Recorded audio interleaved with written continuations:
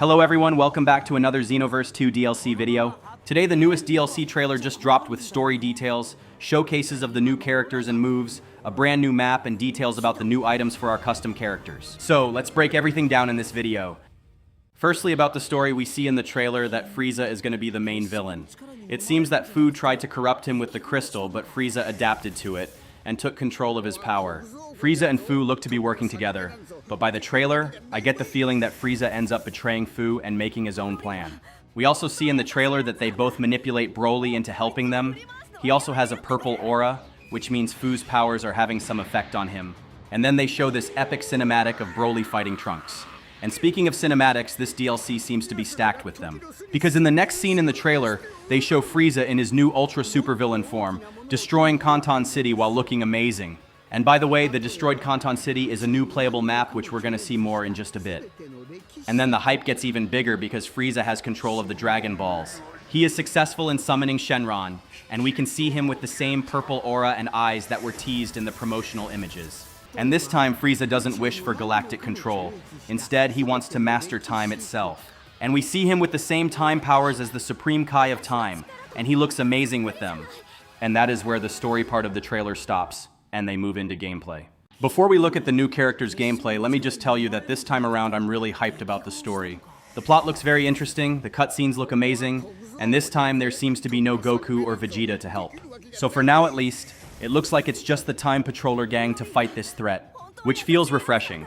Of course, probably we'll save Broly and then he's gonna help us. But this time it feels more personal to our custom characters, because Frieza is going after Canton City and time itself. Can't wait to see where this leads, and what's gonna happen when we get to the last chapter, and maybe even connecting to the potential Xenoverse 3. But now that's enough for the story. Let's take a look at the new characters and moves. So they start by showing Frieza and his new time power moves. First, we have a look at some of his combos with his signature finger beams, and then they show us 3 new moves, 2 supers and 1 ultimate, and they're all ranged moves as usual for Frieza. And they all have a mixture of yellow and purple blasts, which is the theme for this form. So in the first super, he summons a lot of energy balls in a circle next to him, and it looks like when you press the button a second time, they all start heading to your opponent. So basically, you can create a minefield to defend yourself, and when you want to get offensive, you send everything to your opponent. Now in his second super, Frieza summons a bunch of portals in the air, and then arrows shoot from the portals at your opponent. So this might be a good move to put some pressure on your opponent.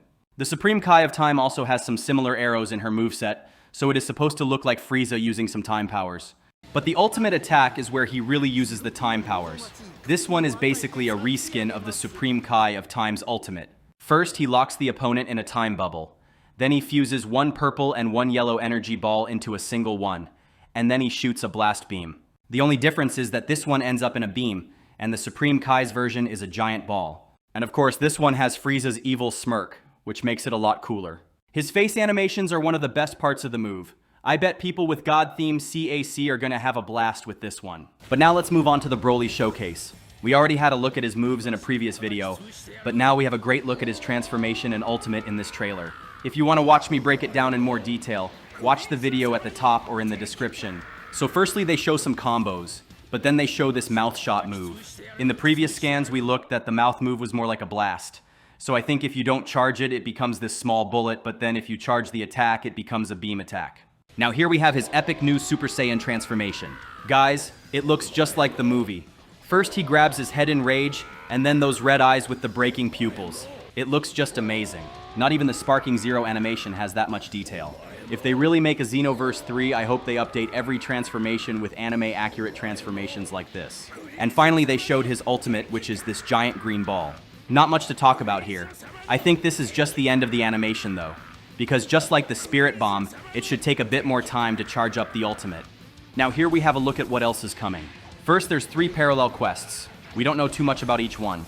In the first one, we can see a player fighting Z Broly with DBS Broly helping. In the second one, we see the player fighting Daima SS4 Goku. And in the third one, he's fighting Frost. Now in the third, though, something different is going on. If you look closely at the background, you can see Shenron. That's a first as far as I know. Usually when characters make something in the background in parallel quests, they only show some dialogue. You could never see anything, especially something like the dragon, which you can only see when making a wish at Canton City. The parallel quests in the last DLC also had some special cutscenes like transformations, So maybe they're trying to make them more immersive and with better storylines than just go here and fight this guys. And I'm all for it. Let's see how it ends up. Then finally, after years, we have a new stage. And this time it's the destroyed Canton City. Here we have a big crater, and we can see destroyed buildings like the TP Metal Shop, the stairs, and even the Parallel Quest lobby. Can't wait to see how they are going to fix this story-wise. Are they keeping it destroyed until Chapter 4, or are they going to fix it with time travel or something? Or maybe it will stay destroyed for good, and serve as an excuse for us to get a new map in Xenoverse 3. Let me know your thoughts in the comments. Now here is one of the things I know you're most excited, which are the costumes and accessories coming in the new DLC. This time there's 5 in total. They count costumes and accessories together, but by my analysis of this image, it's 2 costumes and 3 accessories. The costumes are the Golden Frieza costume and Chilai's jacket costume. And the 3 accessories are Golden Frieza's head, Broly's wig, and those Dragon Ball balloons. I'm not counting Chilai's hair because that one is a raid reward. And that seems to be it for the clothes. Not much, to be honest. I was hoping for something better. There's also 23 new loading screen artworks, and of course that Canton City Patrol quest with Broly and Chilai. For the artworks, we can see that a lot of them are based on the Broly movie as expected. But there's also a lot from Daima, which makes sense since it's the most recent anime, and we didn't get a lot added in the last pack. There's a lot with Broly and Chilai, some of Blue Gogeta, some of both Mini Goku and Mini Vegeta, and even one of the new Ultra Super Villain Golden Frieza. And of course there will be other screenshots from the story mode as always. Then for the Chilai and Broly mode, they didn't show too much. It appears Beerus is also there. But by the dialogue, I think they end up in Canton City for some reason. And we are basically giving them a guided tour throughout the city. And that's where we're gonna have those choice options we saw in the other trailer. Probably we can choose where to go and maybe what to do or something like that. After that in the trailer, we have a bit more of a sneak peek into the story. We see Frieza with Fu before they make the wish. And then we see Fu retreating after fighting with the Time Patroller CAC. In my opinion, this should be at the end of the chapter when we eventually beat Frieza and Fu. Fu retreats to his void dimension, and then it looks like he's gonna heal someone. He says it's gonna be a lot of pain, but he won't let him die. Now the question is, who is that? It could be Frieza. But I think it's more probable that it is gonna be the next Ultra Super Villain that we're gonna fight in Chapter 4. The question is who? Let me know what are your theories in the comments. This pack releases October 30th, so just 2 days now. And here is everything it contains. Looks like it's really gonna be just those 2 characters, Frieza and Broly. I was really hoping they would announce a surprise 3rd character, but it is what it is. If it lives up to the hype the story mode is setting, it's good enough. So it will add 1 extra mission, which is the story mode, I suppose. Then those 3 parallel quests, 6 new skills, probably those 3 from Frieza and 3 from DBS Broly. 5 costumes and accessories, which as I told you is in reality 2 costumes and 3 accessories. 3 new Super Souls, which we have no idea what they are or what they do. The 23 new artworks that we looked at. And of course that new extra scenario in Canton City with Chilai and Broly. That one is probably the reason this is a smaller pack. Probably some extra development time went into that new mode. We still don't know the price, but with only 2 characters, I hope it's on the cheaper side. And here they also mention the new Future Saga pack set that drops simultaneously.